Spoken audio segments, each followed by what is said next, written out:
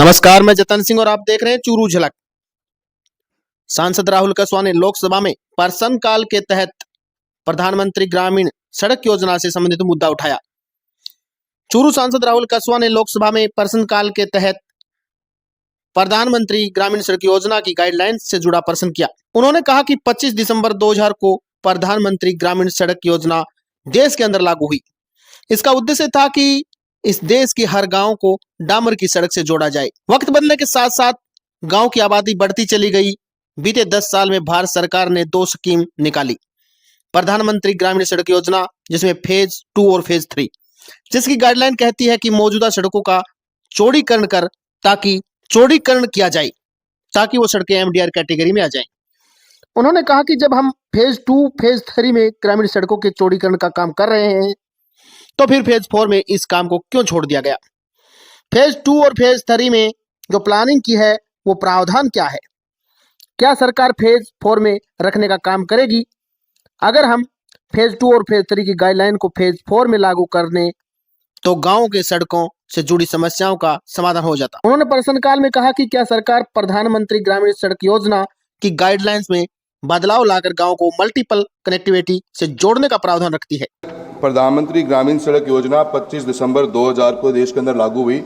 इसका एक ऑब्जेक्टिव ये था कि इस देश के हर गांव को एक डामर की सड़क से, ऑल वेदर सड़क से जोड़ने का प्रावधान था। सर, वक्त बदला, सालों साल के अंदर काफ़ी क्षेत्र देश के अंदर गांव बड़े बड़े जुड़ गए।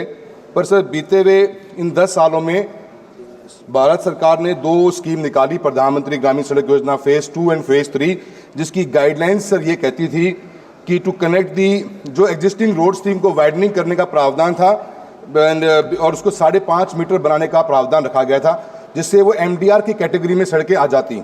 और जो गाइडलाइंस थी उसके तहत सर ईयर 2019 के अंदर प्रधानमंत्री ग्रामीण सड़क योजना 3rd was launched for consolidation and upgradation of 1,25,000 kilometres through routes and major rural links connecting habitations, inter-allied to ग्रामीण agriculture marketing, higher secondary schools and everything. Sir, मेरा ये कहना है कि जब सेकेंड फेज और थर्ड फेज में हम ग्रामीण सड़कों को वाइडनिंग करने का काम कर रहे थे, आज हम अचानक फेज 4 के अंदर उस कैटेगरी को हम छोड़ चुके हैं। हम 250 की आबादी से कम गांवों को जोड़ने का प्रावधान रखते हैं। मैं मंत्री महोदय से जानना चाहता हूं, क्या सरकार जो सेकंड और थर्ड फेज की गवर्नमेंट ने प्लानिंग करी, क्योंकि राजस्थान को भी इसमें 6000 किलोमीटर की सड़कों का निर्माण किया गया है और मेरी लोकसभा क्षेत्र में 300 किलोमीटर का निर्माण हुआ, पर हम प्लानिंग 1200 किलोमीटर की कर चुके हैं और फेज 4 में उसका कोई प्रावधान नहीं है। तो क्या सरकार फेज 4 में वाइडनिंग का भी प्रावधान रखने का काम करेगी, नहीं करेगी? इस पर केंद्रीय मंत्री ने सांसद कसवा के प्रश्नों का उत्तर देते हुए कहा कि तीनों फेज में छूटे हुए सड़कों को जोड़ने का प्रयास कर रहे हैं। 25,000 नई बसावटों को हम कनेक्टिविटी देने का कार्य करेंगे।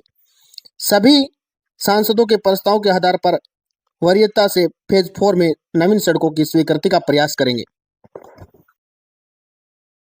अध्यक्ष महोदय, माननीय सदन ने पूछा है कि एफडीआर और फेज 2 और फेज 3 के जो पीएमएसवाई की सड़कें थी उसको अपग्रेडेशन के बारे में।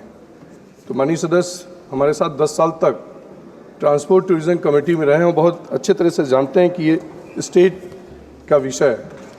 लेकिन अध्यक्ष जी, मैं ये ज़रूर कहना चाहूँगा कि प्रधानमंत्री सड़क योजना सन 2002 में जब चालू हुआ था, जैसा कि माननीय सदस्य भी मानते हैं कि इसमें इस क्षेत्र में बहुत बड़ी क्रांति आई है।